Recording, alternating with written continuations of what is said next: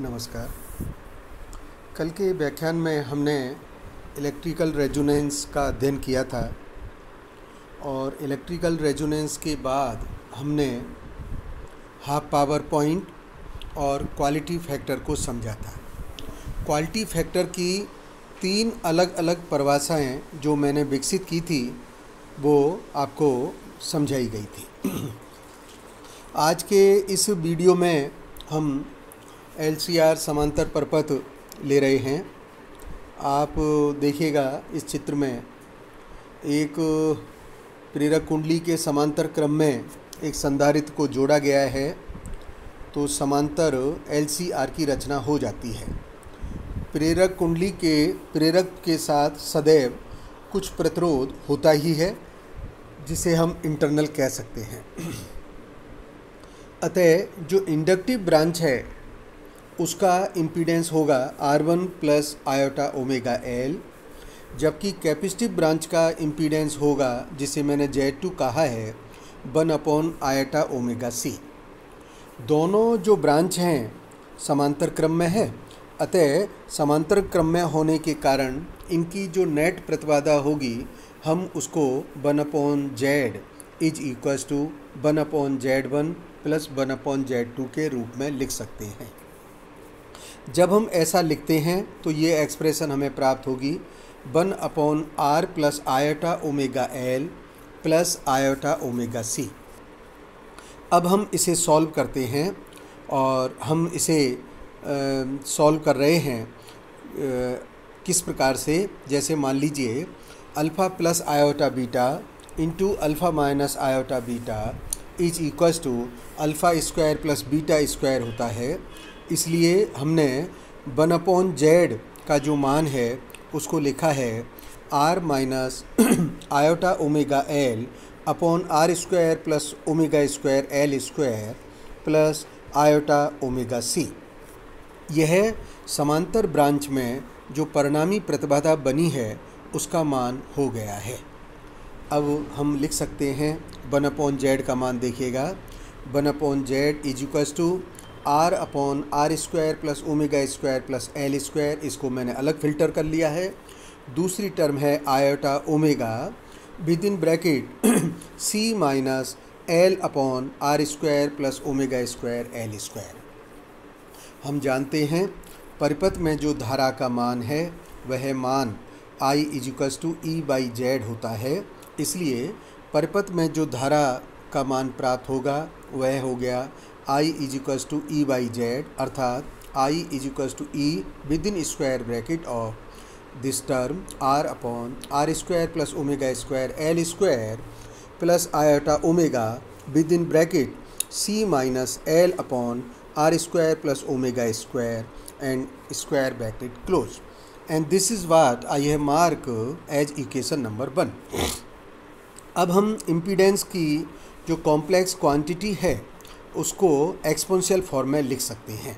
आप देखिएगा इसमें जो स्क्वायर ब्रैकेट की जो टर्म है उसको मैंने एक्सपोनेंशियल फॉर्म में लिखा है और किस प्रकार से लिखा है 1 अपॉन Z e की पावर आयोटा डेल्टा। हम जानते हैं एक्सपोनेंशियल फॉर्म e की power iota delta is equals to cos delta plus iota sine theta. और अब इसका प्रयोग करके हम कंपेयर कर सकते हैं। कंपेयर करने पर हमें 1 अपॉन Z कॉस डेल्टा का मान प्राप्त होता है R upon R square plus omega square L square, और दूसरा जो मान है वह है 1 upon Z sine delta is equals to omega within bracket C minus L upon R square plus omega L square प्राप्त होता है। अगर हम इन दोनों मान को जो प्राप्त हुए हैं स्क्वायर और ऐड कर दें तो हमें जो मान प्राप्त होगा वह मान हो गया है 1 upon Z square is equals to R plus R square plus omega square L square complete whole square plus omega square within bracket C minus L upon R square plus omega square L square whole square. हम इसको solve करते हैं 1 upon Z का ये समीकरण हमें प्राप्त हो जाता है। और अगर हम इन दोनों जो कंपेयर से समीकरण प्राप्त की थी अगर हम उसे डिवाइड करें तो डिवाइड करने पर जो समीकरण 1B है tan डेल्टा के रूप में हमें प्राप्त हो जाती है। आप देखिएगा समीकरण 1b में परिपथ में प्रवाहित प्रत्यावर्ती धारा और आरोपित प्रत्यावर्ती वोल्टता के मध्य में कलांतर को व्यक्त कर रहा है। अनुनाद होने के लिए जो आवश्यक शर्त है वह आपको पिछले व्याख्यान में बताया गया था। अनुनाद होने के लिए आवश्यक शर्त है कि धारा और आरोपित विद्युत वाहक बल दोनों समान कला में हों, अर्थात डेल्टा का मान 0 होना चाहिए। यदि डेल्टा का मान 0 है तो हम समीकरण फर्स्ट बी से आप देख सकते हैं कि धारा का जो रिएक्टिव कंपोनेंट है वह 0 होना चाहिए, अर्थात omega within bracket of C minus L upon R square plus omega R square L square का जो मान है वह 0 के बराबर होना चाहिए। आप देखिए अगर ये मान 0 है तो हम इसको हल कर सकते हैं और हल करने पर हमें C का मान प्राप्त हो जाता है।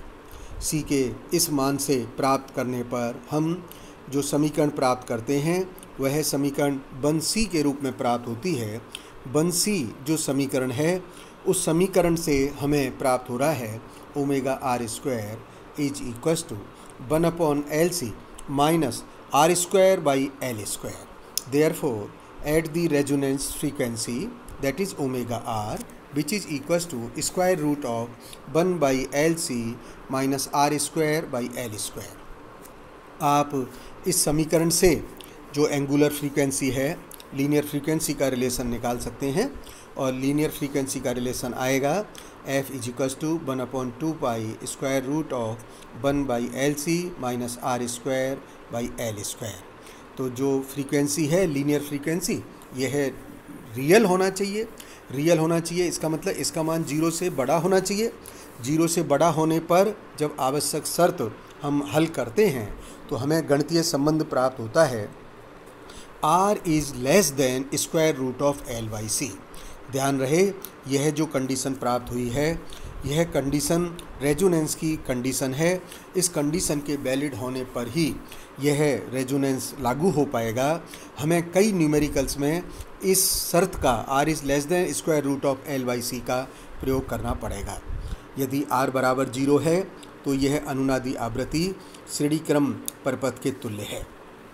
अब हम इक्वेशन नंबर फर्स्ट ए से जो हमने निकाला है, जो दोनों पार्टों को कंपेयर करके स्क्वायर एंड ऐड किया था उस समीकरण से हम 1/z का मान निकाल सकते हैं।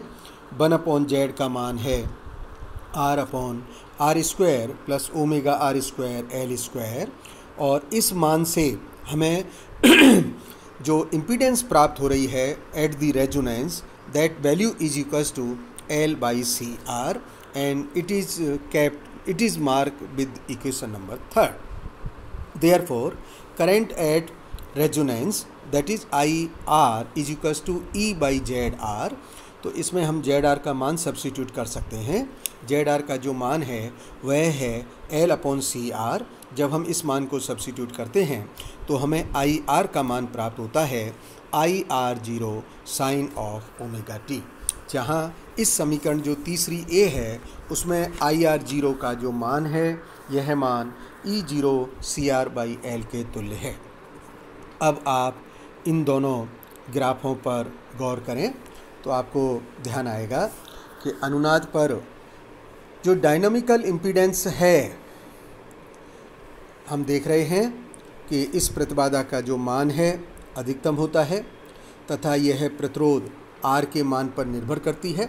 R का मान जितना कम होगा इम्पीडेंस का मान उतना ही अधिक होगा। That is if R approaches 0 then Z approaches infinity.